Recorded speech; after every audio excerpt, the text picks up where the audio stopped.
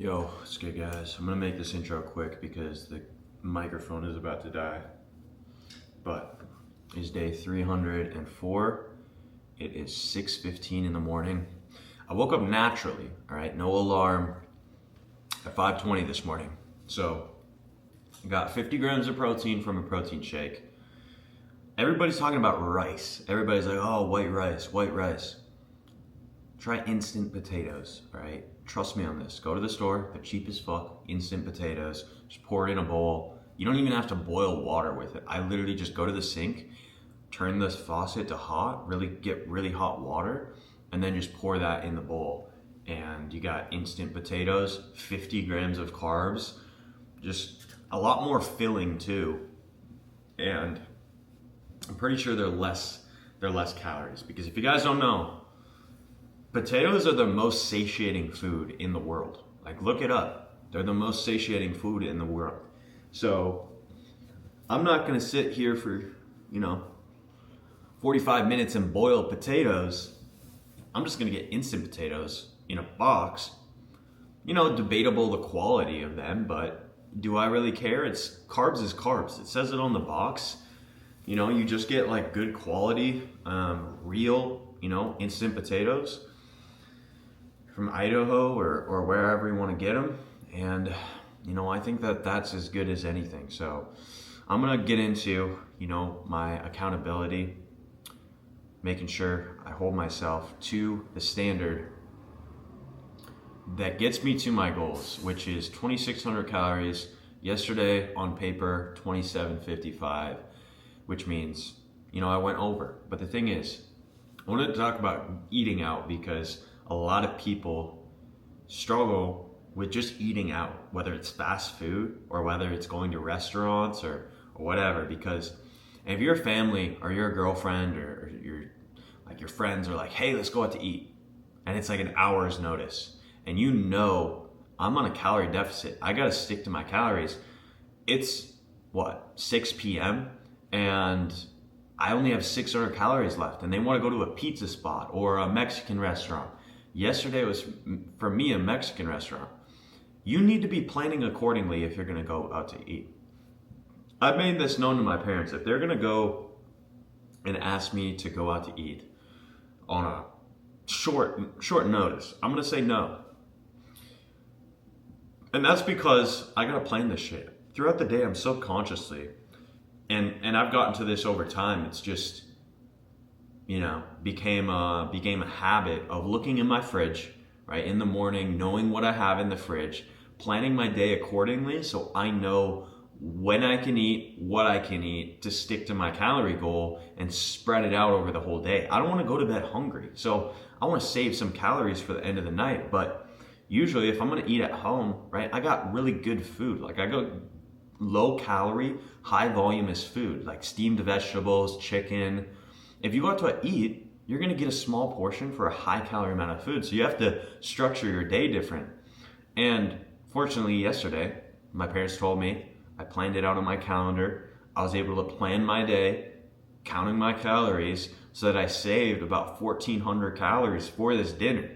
And so I knew when I got there, hey, I can eat whatever I want. I don't really have to worry about it because I got 1,400 calories. So I had some chips, I had some salsa, and I got whatever I wanted on the menu. Now, was it 1,400 calories? Was it 1,500 calories?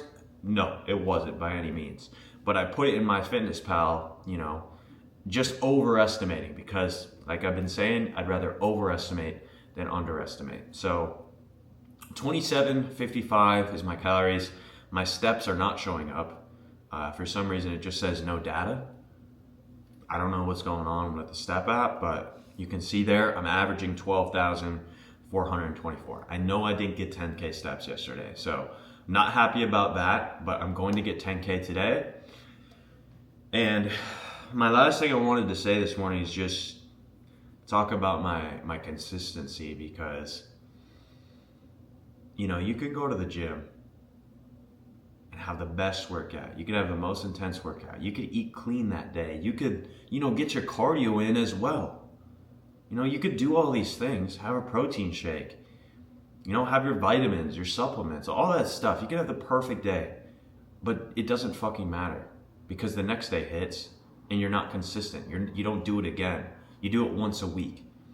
And if you do, like, one day is not gonna make you shredded. 2 days is not gonna make you shredded. A week isn't gonna make you shredded. A month probably won't make you shredded. Right? It's not gonna make you big either. It's not gonna put you in the best shape of your life. Months stacked on top of each other. Consistency, day after day after day of you hitting your calories, you hitting your workouts, you hitting your cardio. That is what is going to build results. And if you're not seeing those results and you're getting impatient, there's some tactics I use is just, you can't always look at the scale.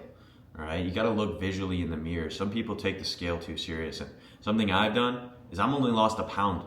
I was at 204.6, and last time I weighed myself fasted was 203.6. And so, it's a little bit demotivating for me, but then I go visually looking in the mirror and I'm like, okay, I definitely have made some progress. And so you can't always take, the number on the scale as, this is it, right? It doesn't mean too much because nobody looks at you on the street or on the beach with your shirt off and they're like, oh, he weighs 190, not 210. Nobody thinks about how much you weigh. They think about how you visually look. And so I think it's a lot more important to, focus on, it sounds weird, but like focus on your image, like focus on your physique and your body fat visually, rather than just looking at a scale because people hold fat in different spots. But main point of that is just, consistency day after day. People either have their fucking foot on the gas, like to the floor, or, they're not even in the car. They're in McDonald's, right? Their car's in the fucking parking lot, right? And the thing is, you just need to use moderation because you can't go 100% every day. And I hope this is making sense, but people have this all or nothing mentality. It's either everything or nothing, right? Pedal to the floor, car's in park, you're at McDonald's. It doesn't make any sense to me because you're not going to see results that way. You're not going to see results if you just, like I said, just one day, 1 week is not going to do much for you. It's about stacking those weeks on top of each other, right? Getting through a full mesocycle, getting through, your workout plan, consistent diet, right? Learning how to track your calories for a long ass time. Consistency is really the thing that matters because consistency builds volume. You could have the most intense workout. It just doesn't mean anything if there's no volume attached to it. You could be fucking maxing out on bench press every single day, right? You might get a little bit stronger, but are you going to get that much stronger if you're doing it? You can't go 100% every day. You can't go 100% every day. The person who goes 50%, right, can stick to it every single day. They're going to beat the person that goes 100%, has to rest 5, 6, a week before they can go 100% again, right? It's just not realistic. And consistency, it's what's the word? Exponential. It's exponential. So if you guys can stack that consistency, and I'm not talking about, I want to make this clear. I'm someone who focuses on intensity in the gym. And I know I said in the other video, it's like, I only got 3% of my entire life to go to the gym. I'm going to take that shit serious and I'm going to go hard as fuck in the gym. Yes, I am. But that doesn't mean, that's with, the moderation of other things in my life as we're talking about diet, talking about consistency, right? The gym stuff doesn't necessarily, apply to your total. I'm trying to figure out how to explain this, right? You still have, I still believe in like going 100% in the gym. It's just about, if you're at that point where you can't consistently go to the gym, maybe you don't have to go 100% every time. Maybe make the gym enjoyable before you kill yourself at the gym. If somebody goes to the gym and they hate running, or goes on a run and they hate running, but they force themselves to do it, and like they run, 10 miles on the first day, it's like, no wonder you fucking hate running. Make running into something that you like enjoying. Go with a friend. Go run in a beautiful place. You got to make the thing enjoying before you stick consistent. You know how much easier it is to do something that you actually enjoy and you have fun doing than it is to like do something that you hate, right? How do you stay consistent to something you hate? I'm trying to think of a good example for this for me, but I can't. I usually get analogies off the top of my head, but I'd have to think about this. Anyways, I'm gonna get to the gym. I should have been there, and I'll catch you guys, afterwards. I got these potatoes, got this protein shake. It's my girlfriend's birthday, so I gotta save more calories as well. I think I'm at, this breakfast is probably, 240 calories for the protein shake, and then about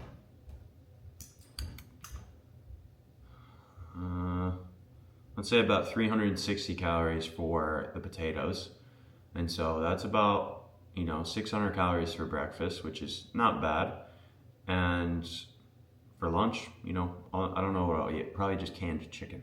Canned chicken, 240 calories, 44 grams protein, I believe. And that'll get the job done. So I'll catch you guys after this workout. It's going to be a good one. Let's go.